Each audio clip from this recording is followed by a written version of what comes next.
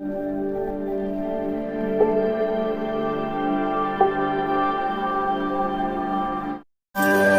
नामक एक सुंदर गांव में आकाश उसकी माँ वनजा के साथ रहता था।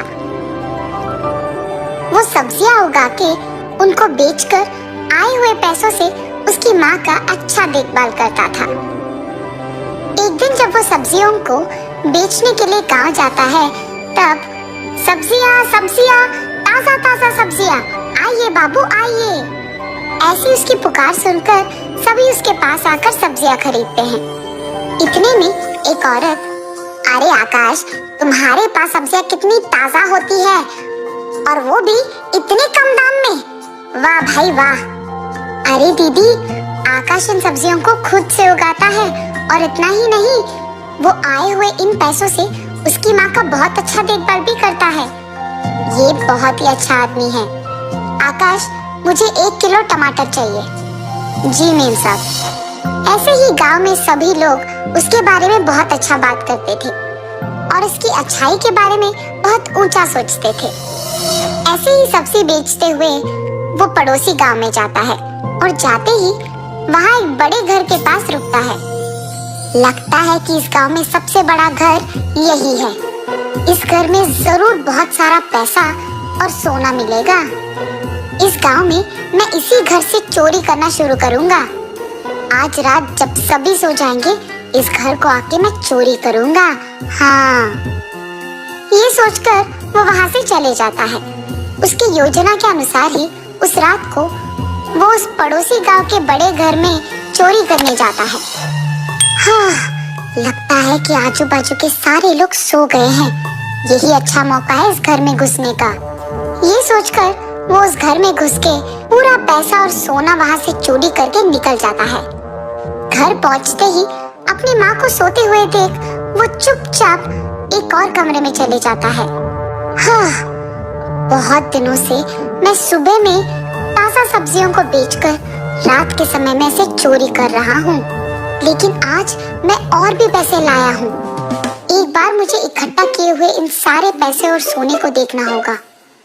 ये फैसला करके वो उसके कमरे में इकट्ठा किए हुए सारे पैसे, गहने और सोना को निकालकर एक जगह पे रख देता है।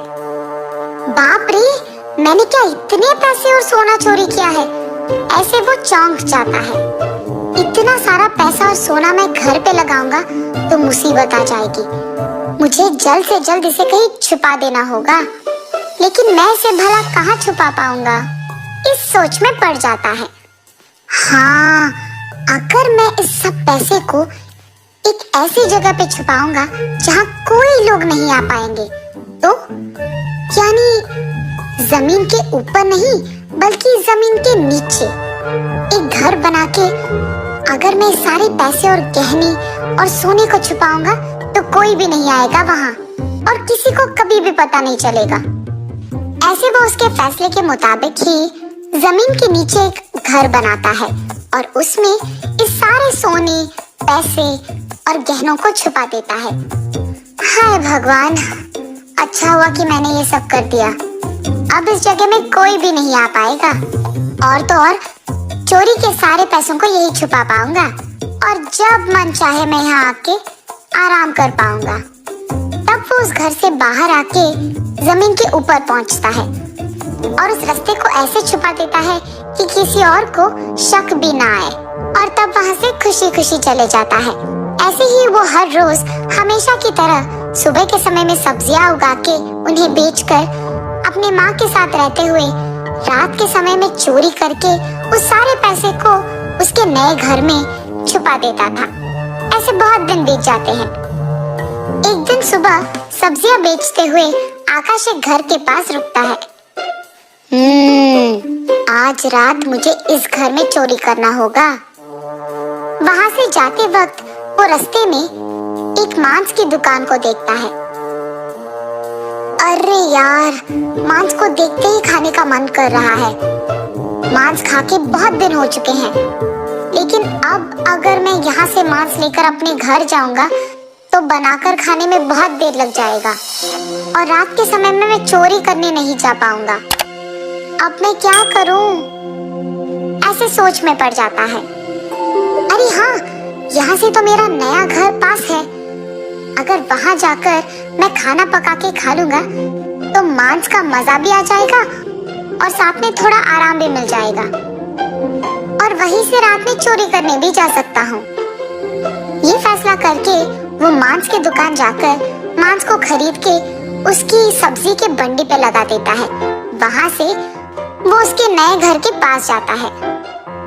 उसकी बंडी को जमीन पे छोड़ के वो मांस लेकर उसके घर के अंदर चले जाता है।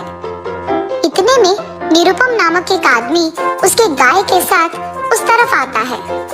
उसके गाय को घास खिलाने के लिए वो उन्हें ऐसे जगह ले आता है जहाँ कोई नहीं होता है। पर वहाँ आकाश की बंडी को देख वो चौंक जाता है। अरे ये क्या, आकाश की बंडी तो यहाँ है, पर वो कहीं नहीं दिख रहा। शायद बंडी को कुछ हो गया होगा, इसीलिए वो उसे यहाँ छोड़कर उसके घर चला गया होगा।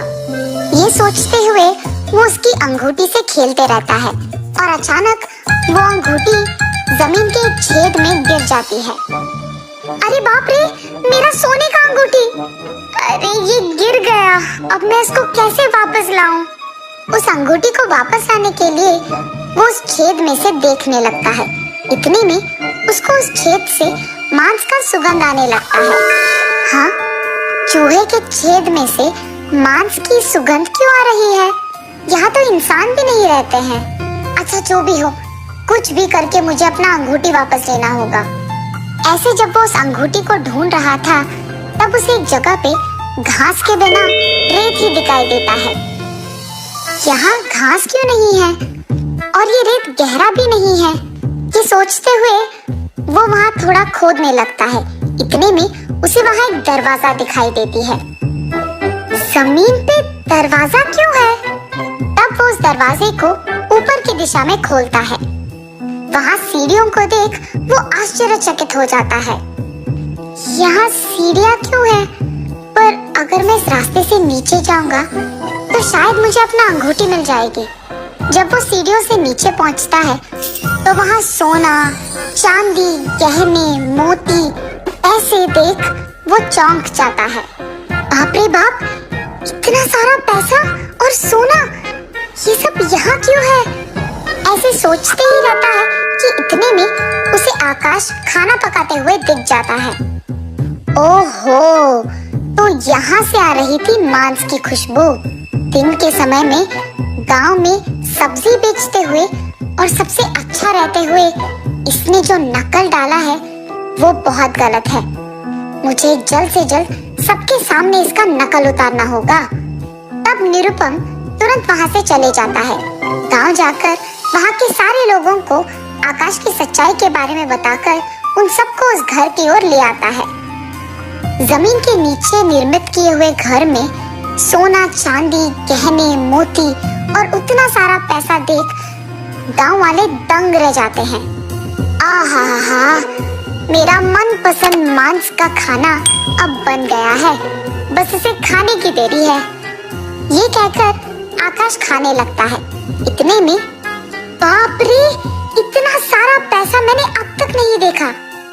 हाँ, ये क्या, घर में तो मैं अकेला हूँ, तो ये आवाज कहाँ से आ रही है? ये सोचते हुए आकाश पीछे मुड़ता है। वहाँ सारे गाँव वालों को देख दंग रह जाता है। अरे बाप रे, सारे गाँव वाले यहाँ क्या कर रहे हैं? इस सब पैसे को, सोने को देख वो न जाने क्या सोचेंगे। उनके सवालों का मैं क्या जवाब दूं? आकाश, तुम तो सब्जियां बेचते हो ना? इतना सारा पैसा तुम्हारे पास कैसे आया? सच सच बताओ, वरना तुम्हें पुलिस के हवाले कर देंगे हम। बेवजह मांस को खाने की लालच में मैं यहाँ आ गया, वरना ये लोग यहाँ नहीं आते और इन्हें मेरा सच्चाई पता नहीं चलता। अब अगर मैं उनको सच नहीं बताऊंगा तो ये लोग मुझे जेल में डलवा देंगे। उससे यही बेहतर है कि इन्हें सच बता दूं और फिर माफी मांगूं। मुझे माफ कर दीजिए, मैंने ये सब चोरी किया है और मैंने जिससे जो भी लिया है उन्हें वापस लौटा दूंगा। मुझे कृपया पुलिस के हवाले मत कीजिए। ऐसे कहकर वो गांव वालों से माफी मांगता है। ठीक है, इस बार के लिए हम तुम्हें माफ कर देंगे, लेकिन अगली बार ऐसा कुछ किया तुमने तो तुम्हें जरूर पुलिस के हवाले कर देंगे। कम से कम अब ईमानदारी से जीना सीख लो। गांव वालों के ऐसे कहने के बाद आकाश में बदलाव आता है। उसे उसकी गलती का एहसास होता है और वो तब से चोरी करना छोड़ देता है और ईमानदारी से काम करने लगता है। ऐसे वो भी खुश रहता है और बाकी सारे भी खुश रहते हैं।